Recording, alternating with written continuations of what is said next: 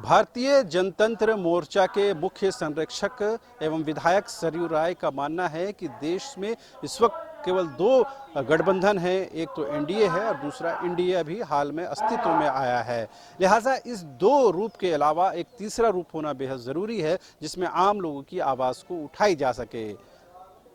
मोर्चा के बैठक में शामिल होते हुए सरयू राय ने कहा कि उनकी अपनी मान्यता है, उनकी निजी राय है कि लोकसभा चुनाव चूंकि देश का चुनाव है, इसके इतर विधानसभा चुनाव में भारतीय जनतंत्र मोर्चा को कम से कम 35 से 40 सीटों पर चुनाव लड़ना चाहिए और पूरी मजबूती के साथ चुनाव लड़ना चाहिए। इतना ही नहीं, सरयू राय ने यह भी कहा कि पिछले दिनों उन्होंने उनके नेतृत्व में 5 विधायकों को मिला करके एक थर्ड फ्रंट का गठन किया गया था, उसे लेकर के अभी तक स्पीकर ने कोई निर्णय नहीं लिया है। इस थर्ड फ्रंट का उद्देश्य यह था कि सदन के अंदर ज्यादा से ज्यादा उन लोगों को बोलने का अवसर प्राप्त हो। और क्या कुछ सरयू राय जी ने कहा, आप खुद सुनिए।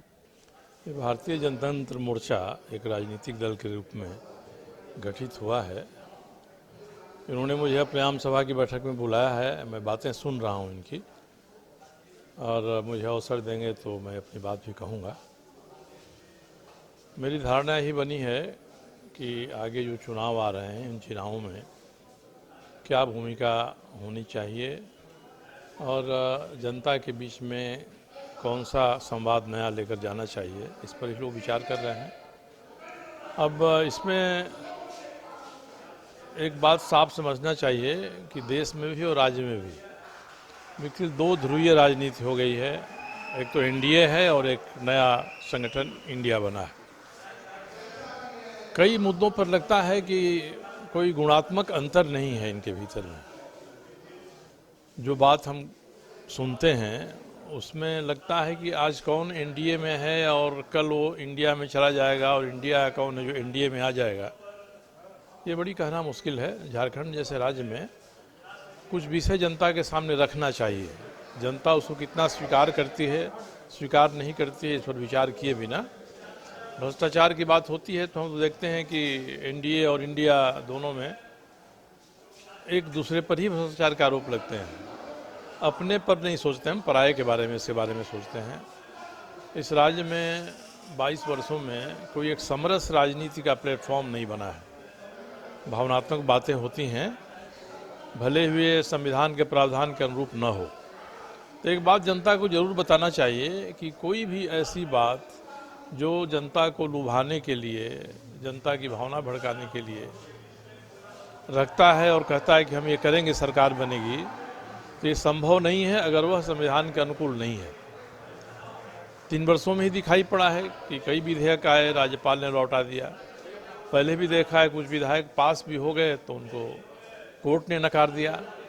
तो एक आम राय बननी चाहिए, खास करके युवकों में, कि हम संविधान की परिधि के भीतर जिसको हम अपना समझते हैं उसको अधिक से अधिक हम लाभ देंगे, यही बात कहनी चाहिए। अधिक से अधिक हम कर दे सकते हैं, 100% नहीं दे सकते हैं। और संविधान की शपथ लेकर हम जाएंगे सदन के भीतर तो जो बातें संविधान के अनुकूल नहीं हैं उनको हम नहीं करा पाएंगे। ये बात लोगों को समझना चाहिए। तो ऐसे मुद्दों पर और झारखंड में जो संसाधन मौजूद हैं, उन संसाधनों का उपयोग पिछले 22 वर्षों में किस प्रकार से हुआ है, इस पर विचार करके अगर हम आगे बढ़ेंगे तो चाहिए कि अपनी बात हम कहें। अब उसका नतीजा क्या होगा इसको सोचकर हम चलेंगे तब तो ऐसा ही हो जाएगा कि हर व्यक्ति, हर दल यही बात कह रहा है जिसके आधार पर वो चुनाव में जीत जाए। चुनाव जीतना एक अलग मकसद है और राज्य में समरस समावेशी वातावरण बनाना एक अलग विषय है। आज एक ऐसे समूह की ज़रूरत है जो इन बातों को विभाग तरीके से जनता के बीच में रखे। उसका नतीजा क्या आएगा इसकी परवाह न करें। देखिए, सत्र के बारे में, सत्र जानते हैं 5 दिन का सत्र है। मैं आज ही मुख्यमंत्री जी को एक पत्र लिखूंगा कि इस सत्र में आप सरकार से सही उत्तर दिलवाइए। और मैं उदाहरण के साथ लिखूंगा कि एक सवाल मैंने ही पूछा था 1 साल पहले 2022 के बजट सत्र में, उसका जो उत्तर आया मैं संतुष्ट नहीं था और मैंने पता किया, आज प्रमाण मिल गए कि उत्तर गलत था।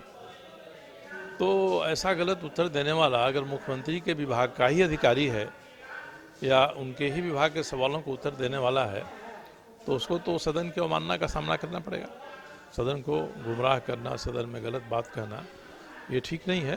तो पहले तो मेरा प्रयास हुआ कि कम से कम सरकार के जो विभाग हैं विधायकों के प्रश्नों का उत्तर सही दें, और इसके बाद ये 5 दिन का सत्र तो 1-2 दिन लग जाएगा इसी में, अनुपूरक के माध्यम से सरकार को कितने पैसे चाहिए और कौन सा विधेयक लेकर ये आ रहे हैं, तो ये तो अभी सामने नहीं आया है।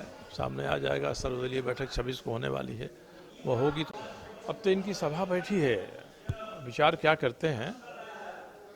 मेरा विचार पूछेंगे तो मुझे तो यही लगता है कि भाई लोकसभा तो देश के लिए चुनाव होता है, और देश के चुनाव में खुद भी ये सोचना चाहिए कि जो देश की एकता अखंडता को मुफीद रखे, उसके बारे में समर्थन की बात करनी चाहिए। किसी को लगता है इनके बीच से कि वो कहीं किसी क्षेत्र से चुनाव लड़ सकता है, वो ज़रूर अपने आप को आजमाए, मगर विधानसभा के चुनाव में ज़रूर पूरी ताकत के साथ उतरना चाहिए और कम से कम 30, 35, 40 सीटों को लड़ने का विचार बनाना चाहिए। मैं तो देखिए, हम लोगों के मंच पर जो तस्वीरें लगी हैं उससे साफ है कि विचारधारा के रूप में हमारी विचारधारा वही है जो शुरू से रही है। अब इस पर समझौता करके कहीं जाना संभव नहीं है, और कोई चाहेगा भी इस समझौता, इस विचारधारा के अनुरूप चलने वाले भी, तो हम लोग तो यही कहेंगे कि इस विचारधारा से जो लय निकल रहा है उसका भी पालन करिए आप।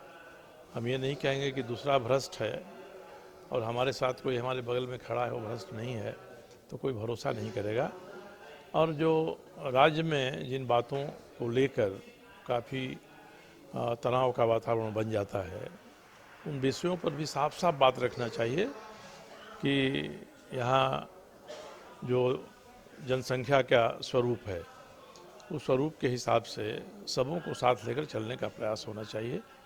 कोई अल्पमत में है तो उसको हम छोड़ दें, ये कोशिश होगी तो ये हमारे संविधान के अनुरूप भी नहीं होगा और लोकतंत्र के अनुरूप भी नहीं होगा। हम लोग उस समय भी साफ कहे थे कि सदन के भीतर हम लोग एक फोरम बना रहे हैं ताकि हम सभी को बोलने का अधिक मौका मिले। आप देखते हैं सदन जो कवर करते हैं 1 मिनट का समय एक आदमी को मिलता है, तो हम लोग उस समय तय किया था कि हम 5 हैं तो पाँचों एक आदमी को कह देंगे कि भाई आप इनको ही 5 मिनट का समय दे दीजिए ताकि 5 मिनट वो बोल लें।